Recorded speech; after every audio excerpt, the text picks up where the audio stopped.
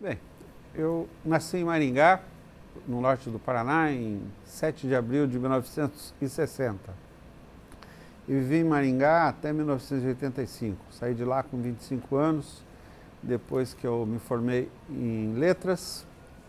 E aí me mudei para Curitiba, onde eu vivi um ano, assistindo filmes, lendo e vendo ópera, orquestra sinfônica. Um ano assim que eu tirei na minha vida. E depois eu fui para Florianópolis para trabalhar num jornal e fiquei lá 4 anos, fiz mestrado em literatura. Depois de lá me mudei para Santos e estou até hoje. E eu tenho uma história já bem antiga, já desde a infância com Santos. Quando eu tinha menos de 7 anos, eu me recordo assim que meu pai sempre ganhava, todo final de ano, uma cesta de Natal do seu patrão. Ele trabalhava numa sacaria que tinha uma relação muito forte com o porto aqui de Santos. Esse patrão dele morava aqui em Santos, então comprava a sacaria de café usada aqui, mandava para o norte do Paraná, essa sacaria era limpa, costurada, para ser revendida para os produtores de grãos novamente e para novo uso em sacamento para voltar para Santos. Então, sempre vinha um final de ano uma cesta de Natal de Santos. Eu me lembro de receber um vinho Calamares. E aí Santos, desde criança, então, sempre esteve na minha memória sentimental. Eu nunca imaginava, assim, que um dia eu viria parar aqui, morar e baixar âncora, né? E ficar morando aqui. Então, foi, assim, muito interessante isso, esse círculo que se fechou, assim. E então, depois que eu fui morar em Florianópolis, eu tomei um gosto muito grande pelo litoral também. E lá eu já tinha claro que eu não ia mais viver longe do mar. Então, ter vindo para Santos também foi assim uma concretização disso, de vontade de morar próximo do mar, de ter essa sensação de espaço que a gente tem aqui. E então eu gosto muito da cidade, estou muito feliz aqui realizando projetos na área de literatura e assim que tem obtido uma grande repercussão nacional e até fora do país, porque há livros meus que já foram publicados fora do país, sempre a partir desse trabalho realizado aqui em Santos. Então, para iniciar, poderia dizer isso. Voltando um pouquinho para a tua infância, você nasceu em Londrina, né? Maringá. Maringá, perdão. Em 1960. Seu pai trabalhava no café, é isso? Não, ele trabalhava... Primeiro, ele veio do interior do estado. A família de italianos, que provavelmente passou aqui pelo Porto. Provavelmente não, certamente passou aqui pelo Porto, foi para o interior do estado. E depois de São Paulo foram para o interior do Paraná. Meus avós plantavam café e algodão no norte do Paraná, pequenas propriedades, né? Assim, para os sítios da época. E aí meu pai saiu dessa vida de agricultor e foi para Maringá para trabalhar no comércio. Sempre foi um comerciário, e em lojas de secos e molhados e depois em sacarias, que são empresas que trabalham com embalagens, né, de juta. Hoje já não se usa tanta juta, mais para o café apenas, e de plástico, né, para embalar grãos. A maioria dos grãos hoje já são embaladas a granel. Então, mas nessa época ele trabalhava numa sacaria, então que era especializada mais nos sacos de juta para embalar o café. O nome do seu pai? Antônio Demarque. E da sua mãe? Laudelina Guerra Demarque. A sua mãe era... Do lar, sempre ficou cuidando da casa e dos filhos. Tenho mais um irmão e 2 irmãs. Eu sou o mais velho. Aí você ficou lá em Maringá até que idade? Eu fiquei até aos 25 anos em Maringá, depois de me formar em letras.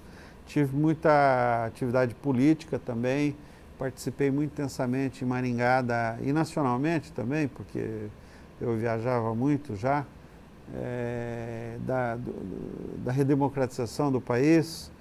Participei do movimento sindical e do movimento estudantil e participei da fundação do PT também a partir de 1979, acompanhando a movimentação que acontecia no ABC. E aí participei da fundação do partido lá em Maringá e no estado. E em 82 eu cheguei a sair candidato a deputado estadual para cumprir aquelas regras impostas pelos militares, que cada partido, para ser registrado, tinha que ter um número mínimo de votos.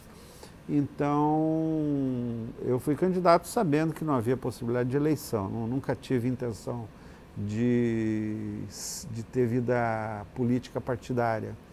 E tanto é que depois de 82, eu fiquei até 1985 em Maringá, e até ali eu ainda participei do PT. Depois disso, eu me desliguei e indo para Florianópolis, eu comecei a minha vida intelectual, fazendo mestrado, e então nunca mais tive atuação política. Passei sim a ter uma atividade intelectual que é crítica, e nela está incorporada a política, né? Porque é desvinculada de partido, porque a atividade intelectual, para mim, tem que ter independência, né? Porque uma vez que o papel de um escritor é de pensar, né? E não tomando posição, participando de movimentos, quando for o caso, mas não vejo assim com uma imposição de estar afiliado a um partido, porque, na verdade, para o intelectual o partido acaba sendo limitante, né? Em qualquer lugar, não precisa nem se falar aqui no Brasil, basta pensar na própria Rússia, né? O que acontecia com os intelectuais que foram sendo cerceados de liberdade à medida em que o Estado passa a controlar o pensamento. Então, a atividade intelectual sempre exige liberdade. Isso. Aí você fez o mestrado? Fiz mestrado em Florianópolis, em literatura brasileira. Trabalhei com Federal de Santa Catarina. Universidade Federal de Santa Catarina, eu trabalhei com literatura e jornalismo. Fiz uma indexação de um suplemento literário da época do Getúlio Vargas. É um suplemento literário do jornal Amanhã, do Rio de Janeiro. E nesse suplemento literário escreviam textos assim, pela primeira vez, publicando ali, né? Antes de ir para livro, Drummond, Cecília Meirelles, Manuel Bandeira, Murilo Mendes. Então, eu fiz uma pesquisa em fonte original, fiz a indexação e um estudo sobre essa época de 8 anos desse suplemento, de 1946 a 1953. E que foi um período importante do Brasil, né, de redemocratização após o Estado Novo. E então, com a volta do Getúlio, já na segunda fase do Getúlio, e foi muito interessante porque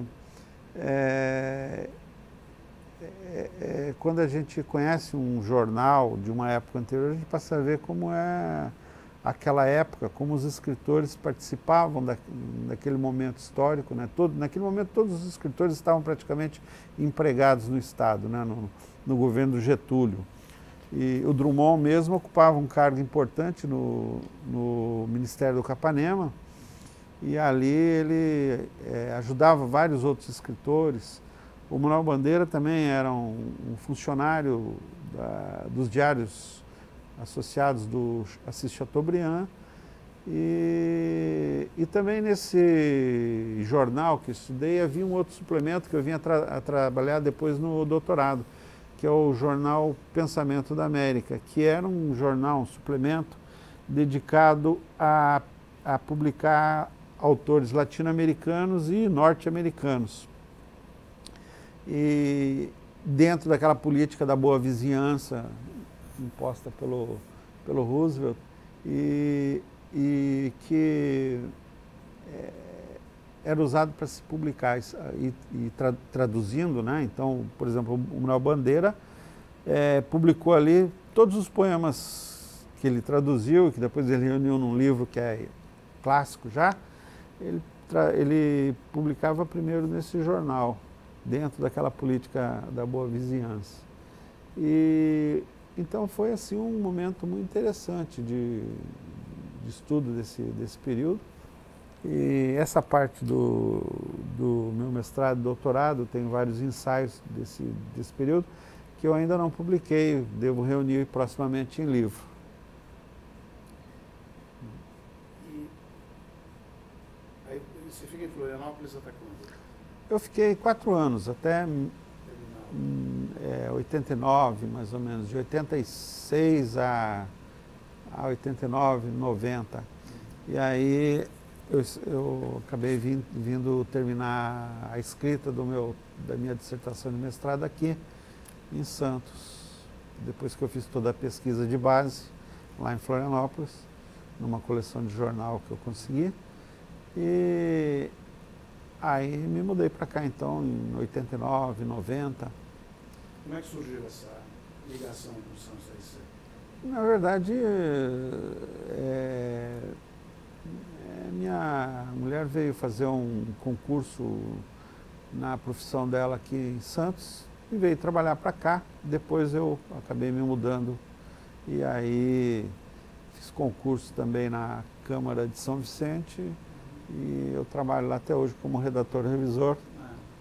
E atualmente eu ocupo uma diretoria legislativa na Câmara. Desde aquela época? Sim, tem 25 anos que trabalho lá. Bastante. Sim. E a carreira como escritor, como é que começou, enfim, cronologicamente, o que você pode dizer? Eu, desde os 15 anos, praticamente, em Maringá, já tinha interesse por literatura, por escrever. Com clareza, assim, já sabia que eu gostaria de ser escritor, pois tanto que o meu curso de 2º grau eu fiz profissionalizante. Foi um curso de redator que existia na época, que era uma espécie de curso parecido com jornalismo, só que para o 2º grau. Então, depois disso fui fazer letras. E já ali, lá pelos 18 anos, eu publicava jornais em mimeógrafo, e alguns livretos em mimeógrafo também. Mas meu primeiro livro eu vim publicar muito depois, já após um amadurecimento estético, né, que foi aqui em Santos, após ganhar um prêmio do Governo do Estado de São Paulo, que é o livro Os Mortos na Sala de Jantar, este aqui, que é um livro que tem uma edição de poemas, mas o tema dele é a morte. Morte na cultura, na história, na literatura, e sobre diversos aspectos. Que ano que é esse livro? De 2007. Mas eu levei 20 anos amadurecendo isso aqui, escrevendo, reescrevendo. Então, eu até não tinha muita certeza ainda, quando eu, até ser publicado, se o que eu estava fazendo realmente estava no caminho certo, né? Então, para mim, ter ganho o prêmio do Governo do Estado foi, assim, uma forma de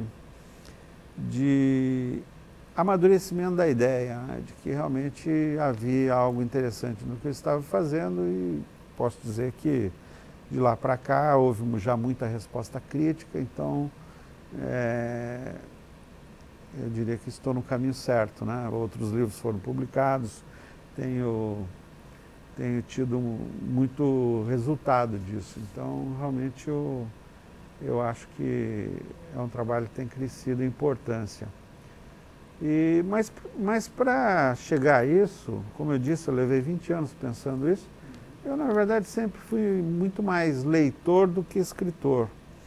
Eu comecei a me interessar por livros, pela cultura letrada, ainda quando eu não sabia ler e nem escrever. Tinha 6 anos e eu ia à casa de uma tia. Eu morava na periferia em Maringá, ela morava no centro, num apartamento térreo, que era uma novidade, né? O apartamento era no térreo, não é como hoje em prédios.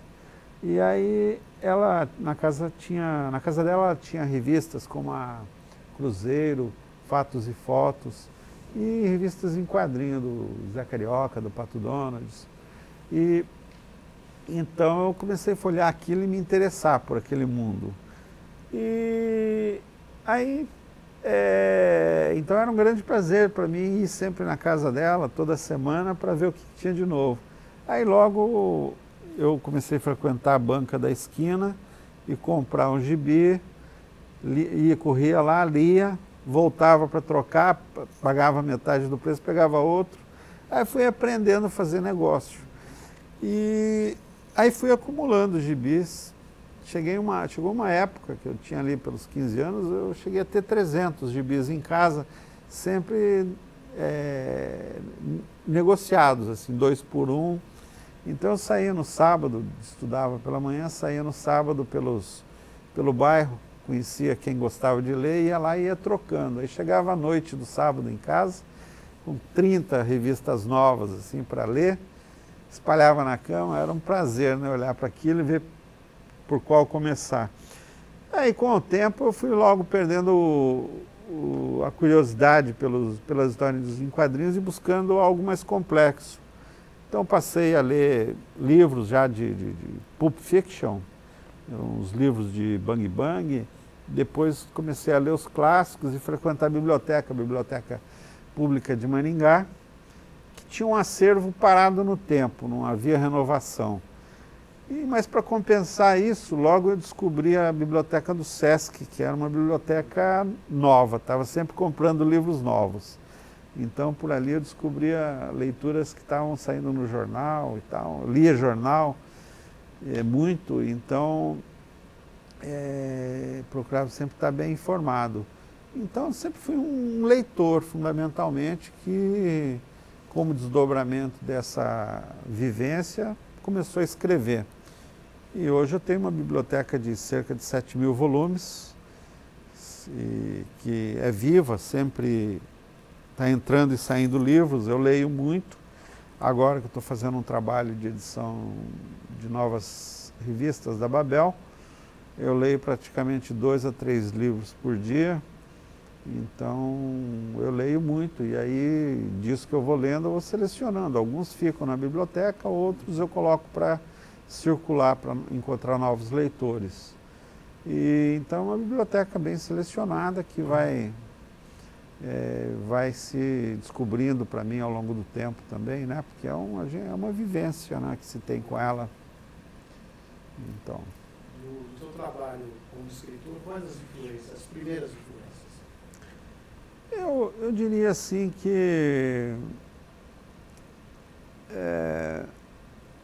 eu sempre me interessei muito por ler de tudo, né? E eu gosto assim de muitos autores, né? Mas se for para citar alguns, eu gosto muito de autores que têm uma verve crítica, né, e irônica. Então tenho assim uma curiosidade por autores como Borges, como Nelson Rodrigues, Campos de Carvalho, gosto do Lima Barreto, Machado de Assis, especialmente do Memórias Póstumas de Brás Cubas, Oswald de Andrade, e gosto muito dos escritores húngaros que têm um senso irônico muito interessante, dos russos. Tenho também um particular apreço, tenho praticamente tudo dos russos que é publicado no Brasil, na minha biblioteca, então é uma leitura constante. Isso. Quando você veio para Santos, você já trouxe toda uma bagagem cultural, né? Para Santos, eu digo Santos região, né? São Vicente, Santos, a Baixada. Isso influiu em alguma coisa no seu trabalho? Deu uma continuidade? Você teve contato com outros autores aqui? Continua tendo esse contato? Olha, eu quando me mudei para cá demorei um bom tempo para me relacionar com os escritores aqui da região, porque eu estava muito mais empenhado em terminar meus estudos, então eu tinha uma vida mais caseira para terminar o mestrado e logo em seguida eu comecei o doutorado, então isso sempre demandou muito estudo e recolhimento. Mas depois disso, quando eu comecei a publicar a revista Babel aqui em Santos, em 2000, eu comecei a ter uma circulação maior, porque com a revista eu fazia lançamentos, fazia saraus, fiz vários eventos no Sesc, na Pinacoteca, e então passei a ter assim uma relação maior, conhecer os escritores, e hoje assim conheço todos, participo de antologias, acabei de participar de uma sobre o Vicente Carvalho recentemente, agora estamos trabalhando na elaboração de uma antologia de contos de santistas, e a própria a Babel, que eu edito, sempre teve a participação de vários escritores daqui de Santos, apesar de ser uma revista sempre focada nacionalmente, porque eu sempre tive uma crítica muito grande a um bairrismo, a uma limitação que pode se refletir mentalmente. Então, sempre procurei fazer um trabalho aberto, né, sem fronteiras. E embora sempre aberto também à participação de escritores locais de qualidade. Então, sempre dei oportunidade também, né,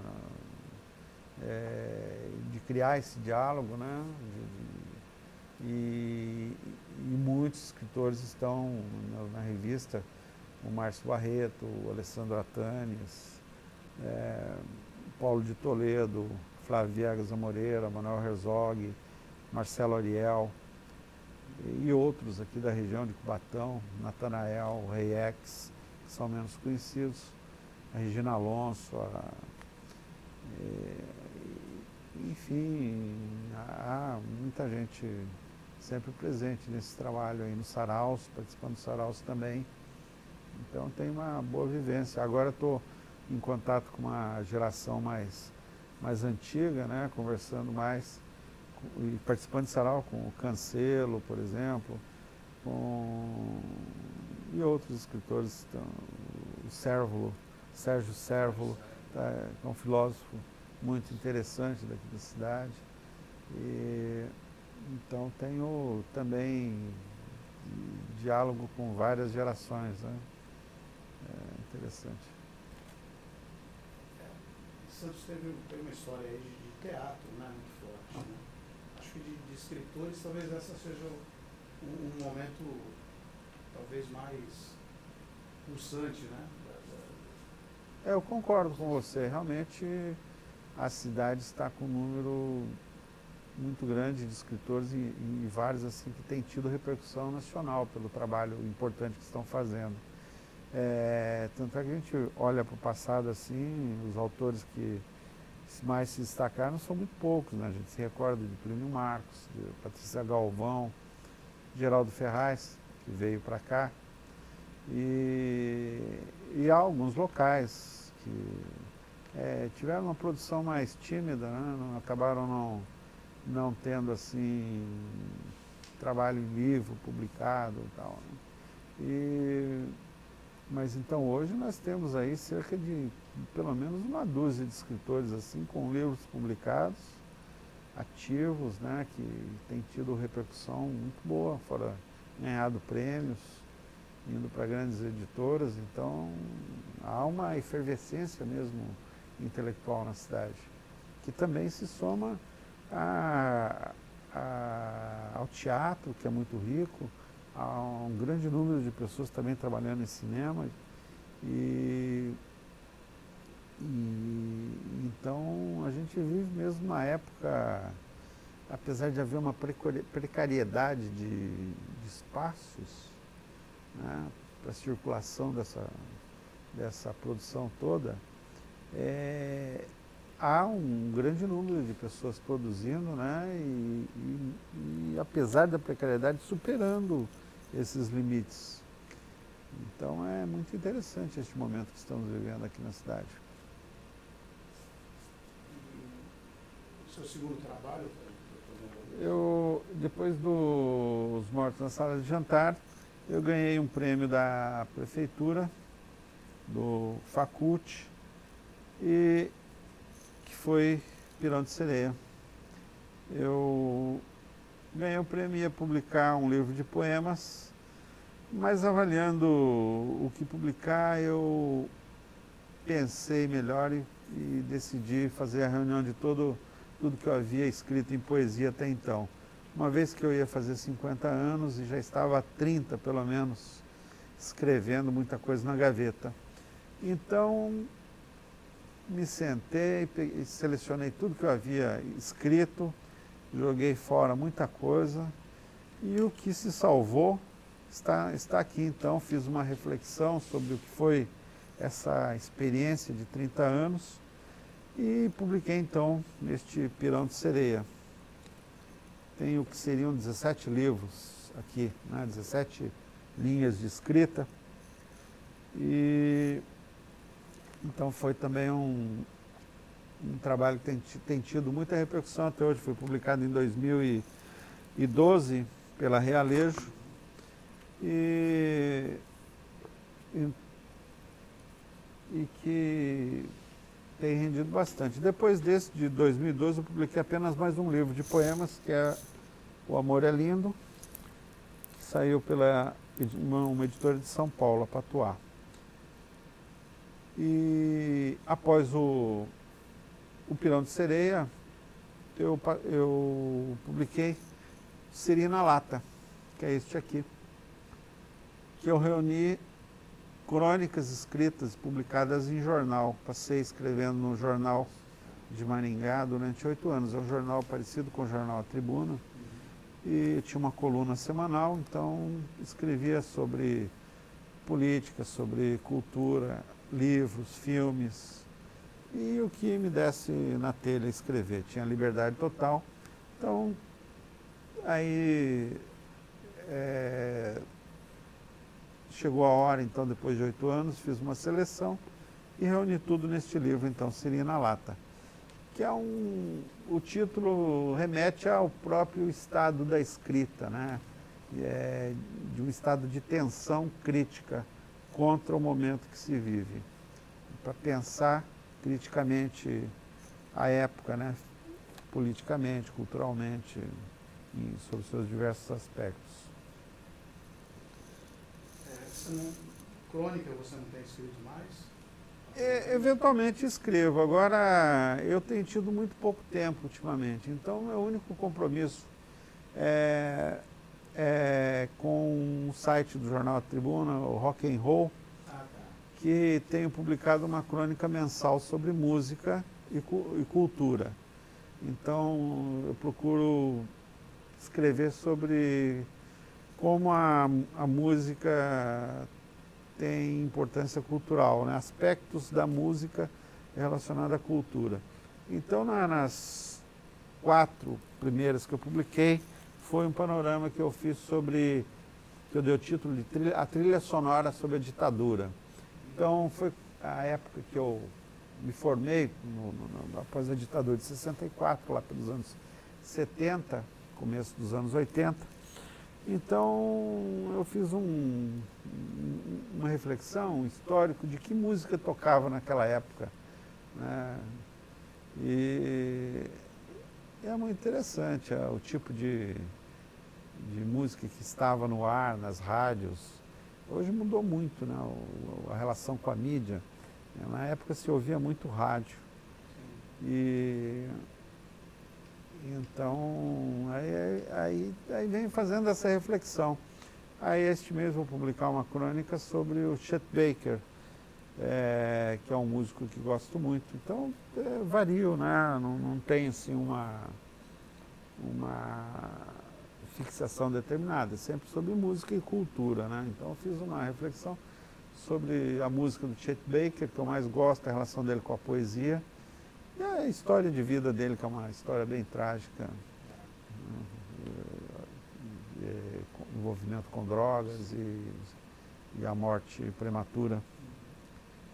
Então, bom, você já estabeleceu uma ponte aí da literatura, né, com a música e com o cinema. Sim, o cinema, no Siri na Lata tem uma parte dele, é dividido em 4 partes. Uma das partes eu reúno crônicas sobre cinema, críticas de filmes que eu vi, que eu mais gostei. Então gosto muito de cinema, tenho uma relação muito forte com os filmes e aí quando é possível eu escrevo sobre. Tenho alguns ensaios que eu devo publicar proximamente. Eu tenho um ensaio sobre o Carl Dreyer, que eu gosto muito. E nas minhas crônicas há comentários sobre diversos filmes, desde filmes comerciais que tiveram alguma importância, até filmes assim mais desconhecidos e que por algum aspecto cultural me interessaram, então despertaram a vontade de escrever. Então escrevi sobre eles. Então no meu livro tem uma parte então que exploro isso, essa crítica de cinema também. E na verdade como eu disse, a escrita para mim é um exercício criativo. Então não tem limite. Então eu escrevo sobre tudo, né? Eu trabalho como redator, então ali adquiri uma capacidade de escrever desde um comunicado, um ofício, uma ata, qualquer texto, né? E fora dali, poemas, livros, críticas, ensaios.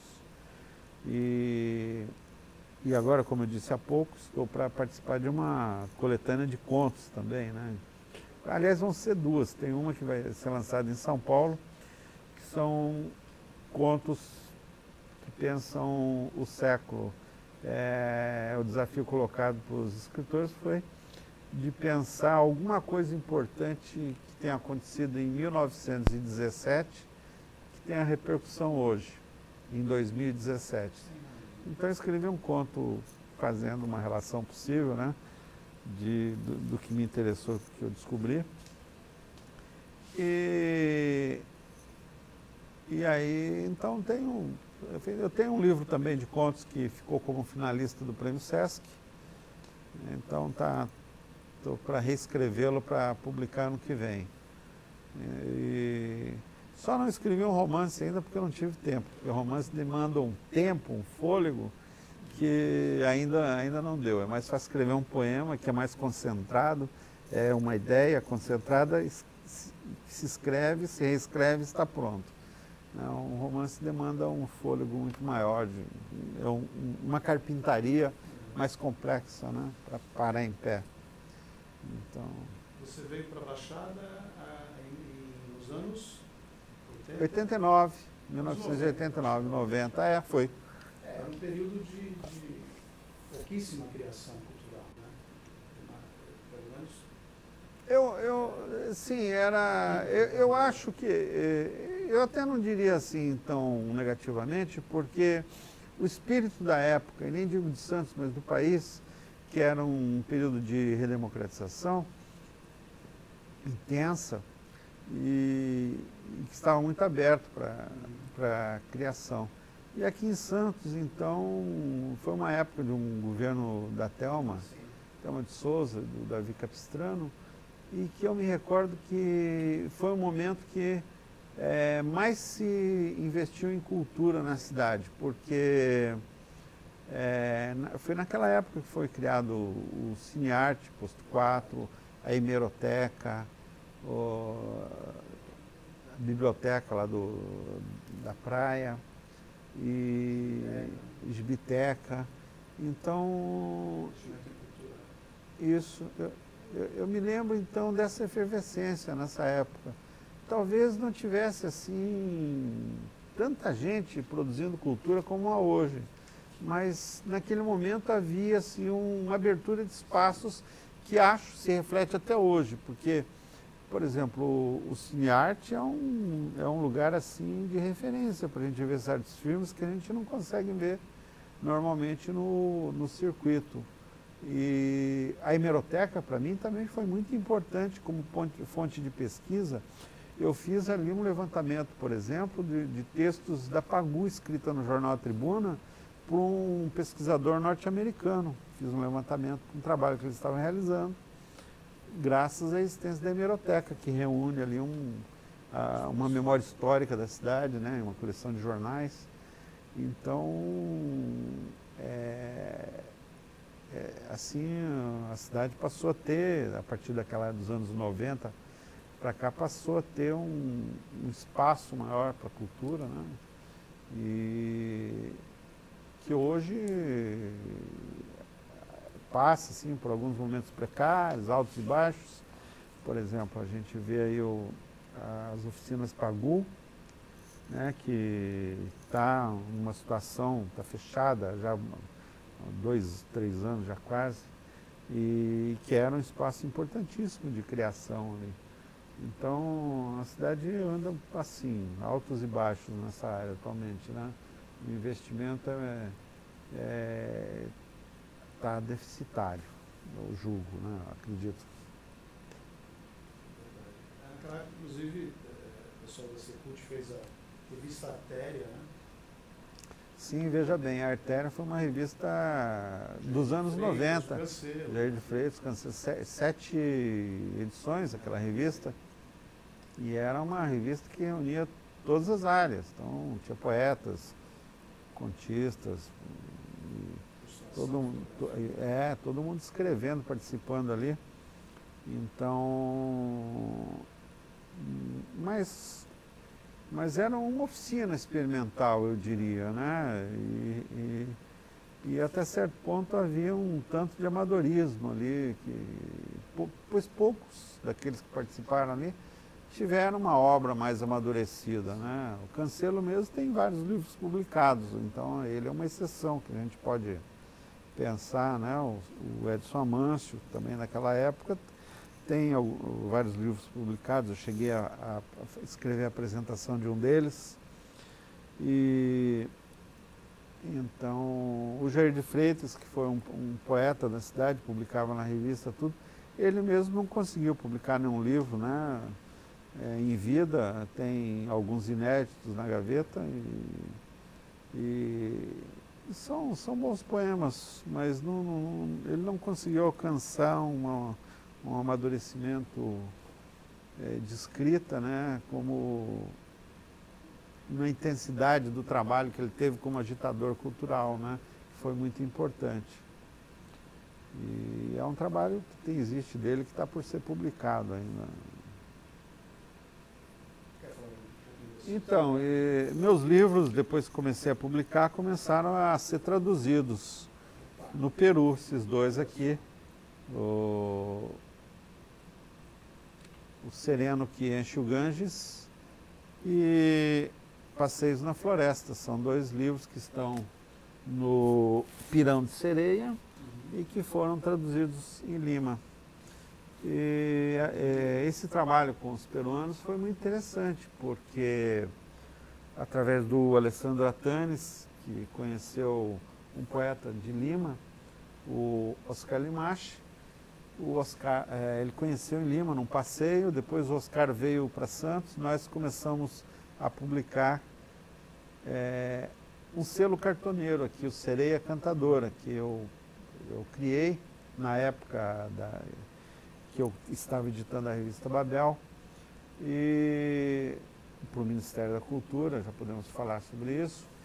E então, como a revista era muito suntuosa, muito rica em material gráfico, que me incomodava um pouco, porque eu sempre trabalhei com poesia e com a marginalidade, fora do mercado, do grande mercado. Então me incomodou um pouco ganhar um prêmio do Ministério da Cultura e ter uma circulação nacional com poesia, e aí com esse incômodo gerou então a ideia de criar um selo cartoneiro que é precário, pois aí a gente incorporou nesse projeto a ideia de reciclagem, porque o movimento cartoneiro trabalha com materiais colhidos no lixo, como papelão. O papelão é feito as capas dos livros, eu trouxe aqui até alguns exemplares de livros que fiz aqui em Santos. Esse é um exemplo que foi feito com gravura, é uma capa criada por um artista aqui de Santos, Fabrício Lopes, que é um autor com reconhecimento nacional. E aí as capas são de papelão, pintadas uma a uma, e aí muitas eram desenhadas, escrito sereia, com um logotipo. E, então publicamos 30 títulos, com tiragem sempre inicial de 20 exemplares, depois chegava a 100, 200, conforme o livro. E com isso começamos a publicar os peruanos, chegamos a publicar 6 livros, um deles mexicano. Inauguramos a coleção com o Oscar Limacho, peruano que esteve aqui em Santos. Então fizemos o lançamento do livro dele na Pinacoteca e depois continuou esse diálogo. O Santos chegou a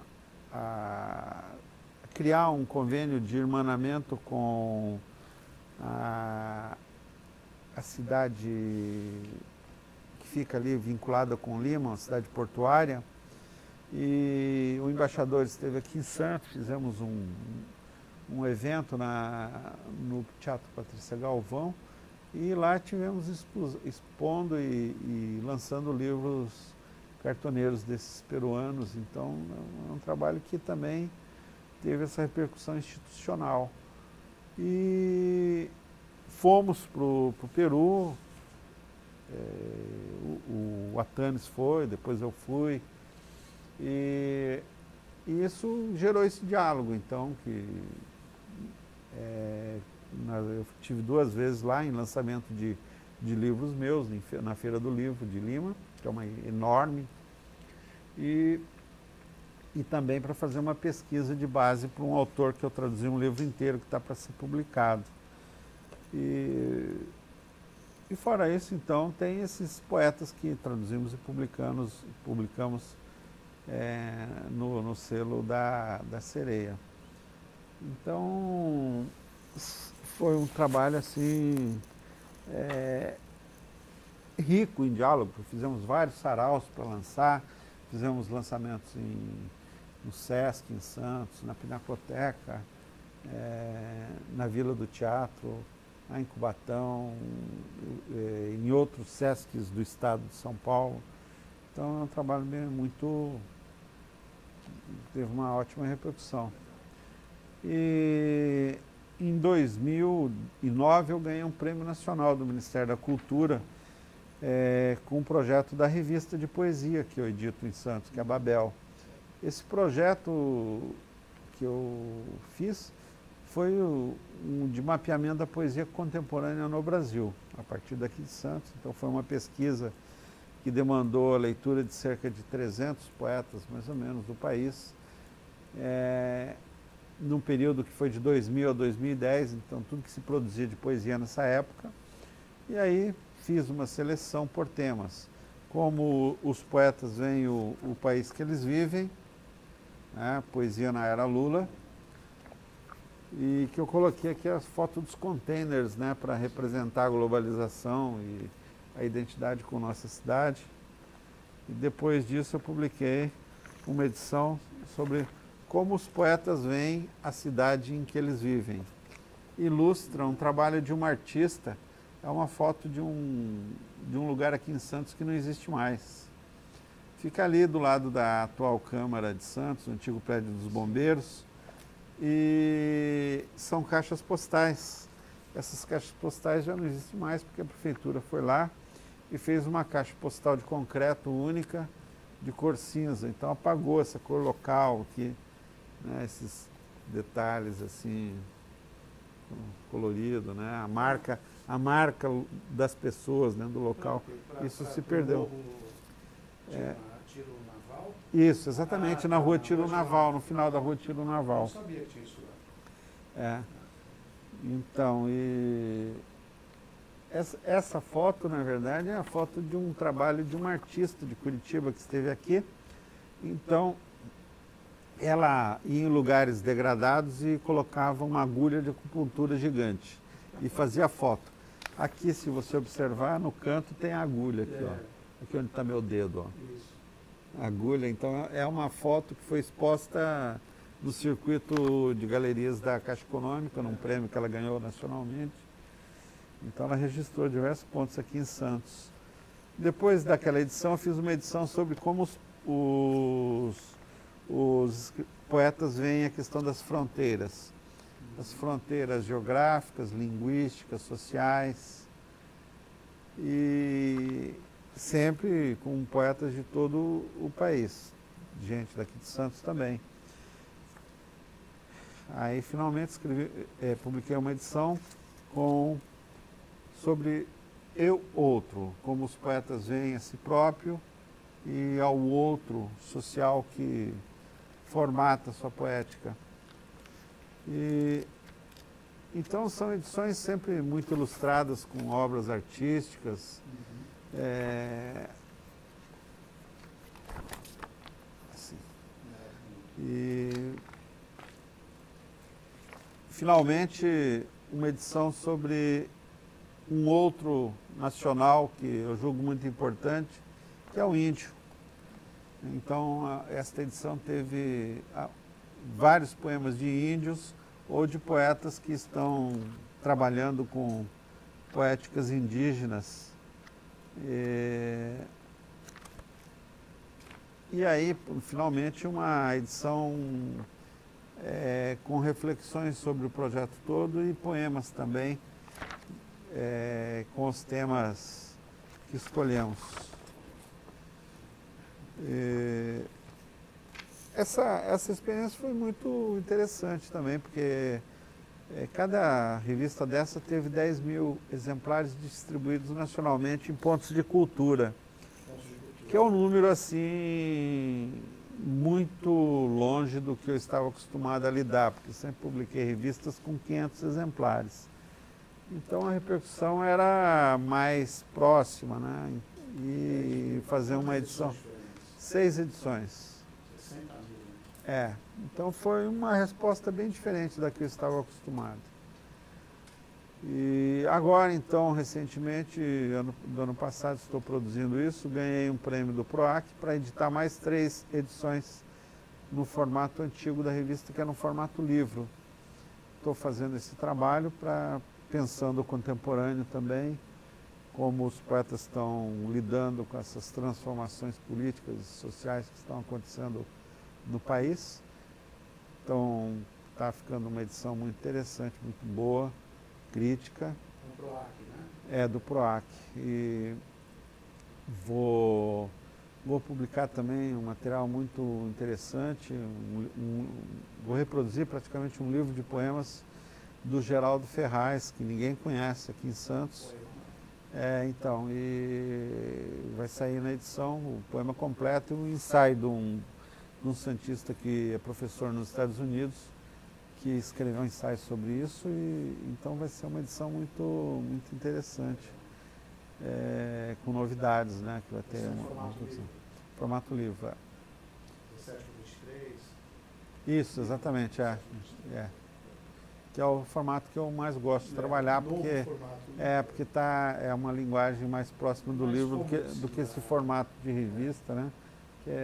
Esse aqui é mais perecível, eu acho. Então eu prefiro. Consultório, né? Eu prefiro mesmo o formato livre. Tem uma outra conotação. É chamado de revista, mas é um formato já que você pode pôr na estante. Então. E vão ser 3 edições. 3 edições este ano, né? Então eu continuo. Eu publiquei 6 edições de 2000 a 2004. E agora eu continuo com mais 3, vou chegar até o número 9. Que com essas 6 chegam a 15 edições da revista em Santos. Parece pouco, mas em 17 anos, mas é uma revista de poesia, uma revista de artista, de escritor. Então, ela não tem um tempo do mercado, né? E ela não tem uma ideia de perecibilidade, porque tudo que nós publicamos nela é muito selecionado. Então, é diferente de uma revista de banca. É uma revista que tem uma longa duração. Tanto é que as 6 edições que eu publiquei são raridades, não se encontra nem nos sebos para comprar. Se você buscar no mega portal de sebos o Estante Virtual, você talvez encontre um da número 6 ou da número 1, que teve uma tiragem maior, de 1000 exemplares. Mas as outras edições não existe, é uma raridade mesmo. Então, mas está em posse de poetas, porque as instituições aqui no Brasil não têm muito interesse. E digo isso porque, curiosamente, as bibliotecas norte-americanas encomendam sempre todas as edições que faço, e várias delas. Então, a coleção está em pelo menos umas 5 bibliotecas norte-americanas, do Congresso, em Austin. Então é uma resposta até de crítica e de leitura, né, do trabalho que está sendo feito a partir daqui de Santos. E aí volto então com essas 3 edições e aí espero, a partir do ano que vem, fazer uma edição anual, pelo menos. Né, essas 3 edições elas vão estar disponíveis também no meio eletrônico? Sim, o projeto que eu ganhei e me comprometi a fazer implica na publicação de 3 edições de 1000 exemplares cada, com a distribuição gratuita em alguns saraus e apresentações que eu vou fazer, e dirigida para escritores. E também serão disponibilizados num site que estou criando para fazer o lançamento e divulgação de todo esse trabalho de anos aí. Então, voltando lá àquele tema lá da felicidade, né, de ter essa geração de escritores aí na região que a gente nunca teve, né? Você acha que está mais fácil publicar hoje em relação a 20 anos atrás, por exemplo? Sim, porque já de cara a gente tem uma vantagem que nos anos 90 a gente não tinha, que é a internet. Então você pode publicar um poema impulsivamente no Facebook ou num blog, sem pensar muito, né? Eu não faço isso, eu prefiro refletir para pensar num conjunto, num livro, né? E raramente publico. Geralmente as pessoas publicam meus poemas. Então, eu mesmo, é muito raro eu ter essa ação. Então, já começa por essa facilidade, que se desdobra na possibilidade de um escritor, se ele quiser publicar um e-book, por exemplo, hoje está fácil, coloca na internet, franqueia o acesso às pessoas. Se ele quiser publicar para vender, ele tem o site da Amazon também, pode publicar por e-book. E há hoje uma facilitação de publicação impressa também, com os meios técnicos que temos à disposição de todos, né? No caso mesmo, eu fiz esses livros aqui no Word, impresso em miolo, em impressora ou xerox, encadernado, grampeado aqui com cola, capa de papelão. Há livros que são com acabamento ainda mais bonitos, ou artesanais, assim, elaborados que esse. Então vai de cada um, né? Como esses livros foram feitos com um projeto, com uma entidade com jovens em situação de risco, então há assim uma variável de qualidade e tal, de produção. Mas é possível, no caso até desta edição, eu fiz com um artista, o Fabrício. Então essa aqui é uma gravura original, né, que ele fez, é numerada e assinada. Então, essa aqui é o número 45 de 80. E, então é possível fazer um livro. Se o autor pode ele mesmo fazer o livro. Na verdade, o que talvez falte para quem está começando é uma discussão, né, sobre a qualidade do seu trabalho, como selecionar, e aí por isso é que é importante um papel de um editor, que é difícil de encontrar hoje, né? A gente vê, há vários selos editoriais, mas eles estão publicando os livros praticamente como chegam, né? Não há um trabalho de reflexão sobre o que o autor escreveu. E, ao mesmo tempo, quem escreve hoje, a quase maioria das pessoas, já tem uma espécie de competência de escrita, né? Que tem uma certa qualidade que já é possível. Às vezes a imaturidade de ideias ou um desconhecimento, né, de leitura que leva a uma ingenuidade, uma repetição de conteúdo, mas é possível, é fácil. O Eduardo Lacerda, por exemplo, da editora Patois, já publicou quase 500 títulos de novos autores, praticamente. Então é fácil, se um autor conseguir reunir um conjunto de 60 poemas, 50, 60 ou contos, ele já consegue publicar um livro, se o Eduardo gostar, né? E nem digo que tudo que o Eduardo publica tem qualidade, porque, como eu disse, é muita gente nova começando, tem uma ideia, então o Eduardo gosta de também dar esse espaço para as pessoas, é importante isso. E também entendo como esse processo de publicação, as pessoas têm que passar por ele, fazendo livros artesanais ou publicando por selos editoriais de pequena tiragem, como há vários no país hoje, Editora Córrego, Patois, Penalux, enfim, Multifoco. Porque o processo de publicação leva o autor a uma reflexão sobre o que ele está fazendo e um aprendizado e um avanço, né, que é proporcionado por essa experiência. Então, acho importante que seja feito isso, que ele busque leitores, né, nem que seja um círculo de 10 amigos, né, que é uma troca ali entre aqueles 10. Então, por isso, eu não acho que o autor tem que pensar em publicar um livro de tantos exemplares, tal, porque fica encalhado, né? Às vezes eu sempre recebo pedidos de ajuda, tal, as pessoas chegam querendo publicar com 1000 exemplares. Eu digo, você é louco, não faça isso. Eu que tenho muitos amigos, faço 1000 exemplares, levo anos para botar isso para circular, né? Então, imagina um iniciante. Então, vai dar uns 50, 100 exemplares para quem está começando, é um número assim suficiente. Né? Então é possível hoje, basta quem tem computador e impressora em casa faz milagres, né? Então, é isso. Eu queria que você falasse um pouquinho sobre a antologia de experiências de escrita poéticas no Paraná do século XIX ao XX. 101 poetas.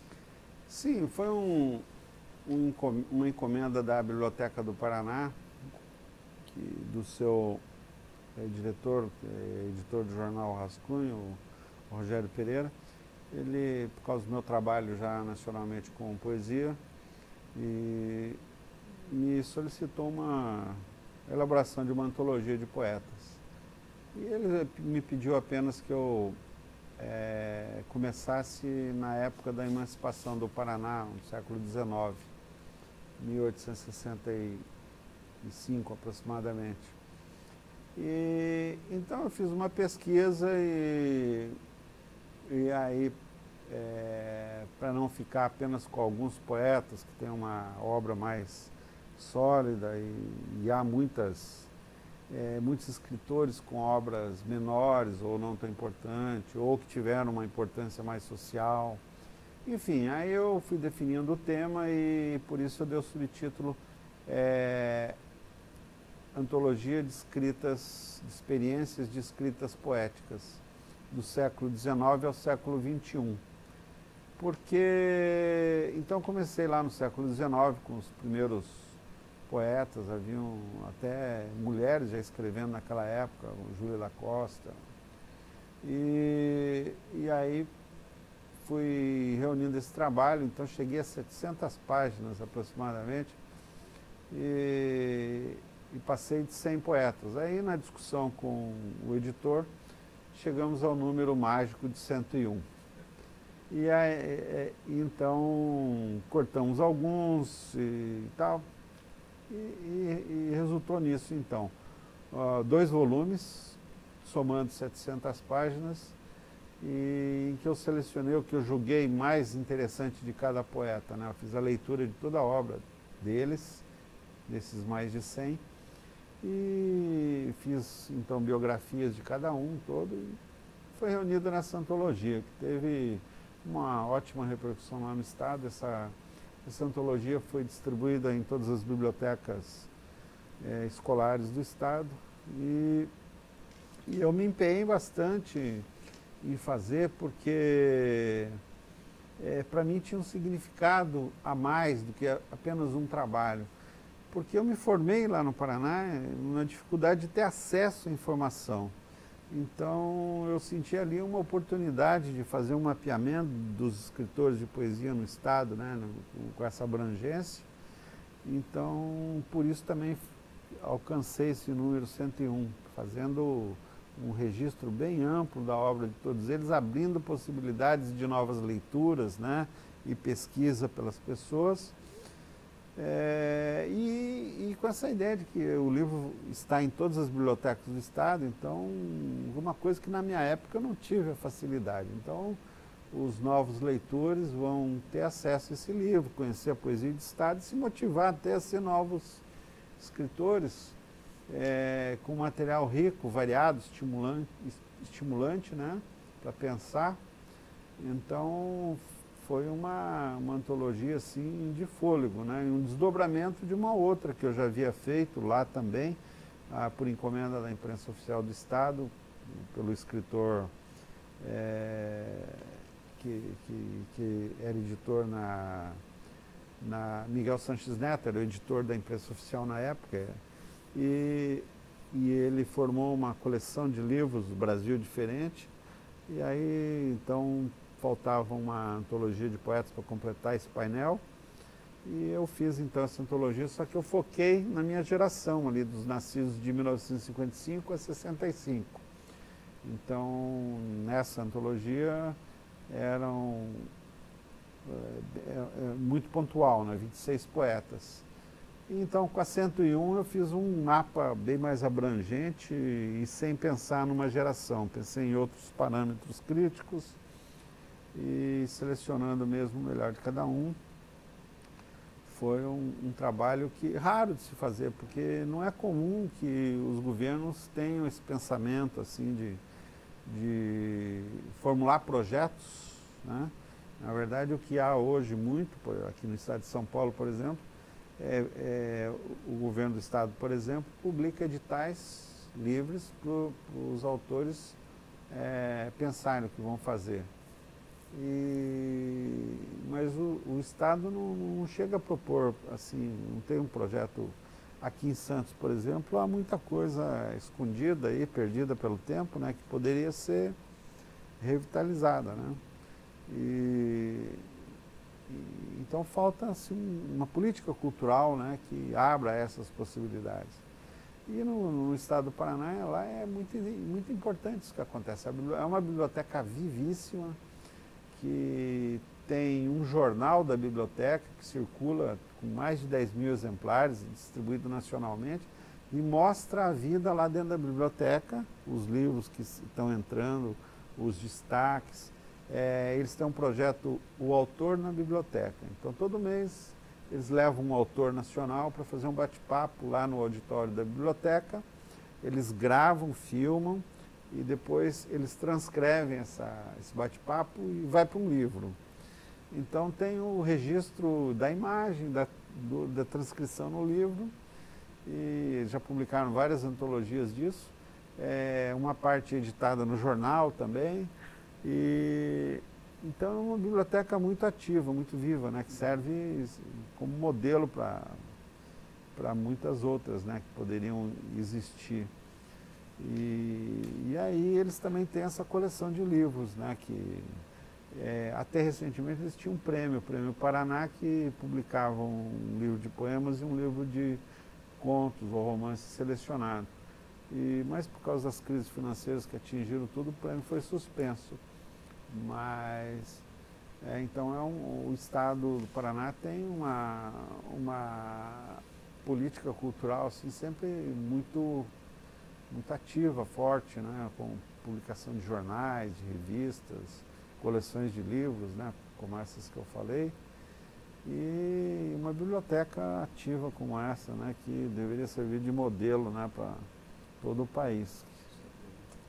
Então. Para encerrar, a gente gostaria que você lesse alguns poemas seus, da sua escolha. Eu vou começar com um poema deste livro, Os Mortos na Sala de Jantar, que pensa a cultura humana. Então, o primeiro poema desse livro é Gênesis, capítulo 1, versículo 28. Sejam férteis, multipliquem-se e encham a terra de cadáveres.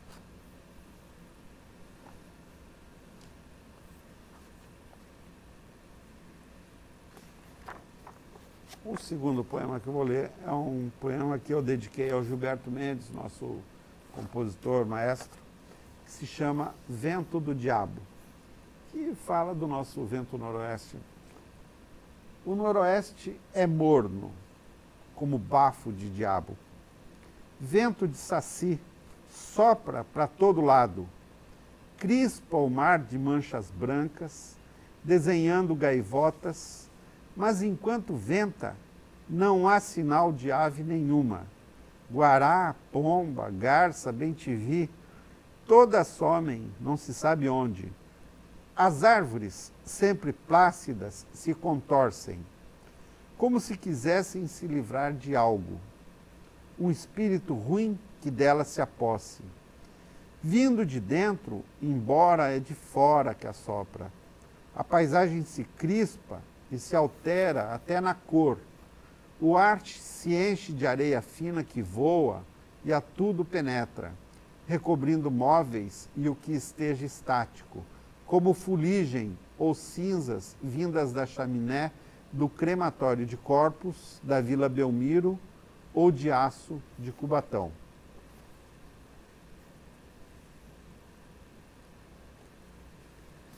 E, finalmente, um outro poema,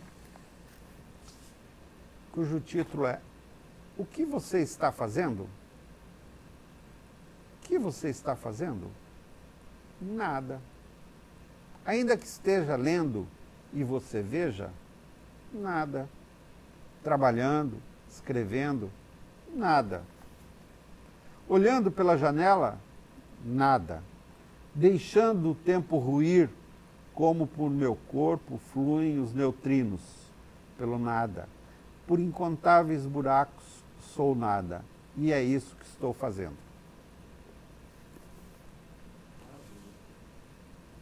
O programa Memória e História Oral e a Universidade Unimonte agradecem o depoimento do escritor Ademir Demarque. Muito obrigado, Ademir. Eu que agradeço, foi um prazer falar sobre esse trabalho que é feito aqui na cidade. Prazer todo nosso.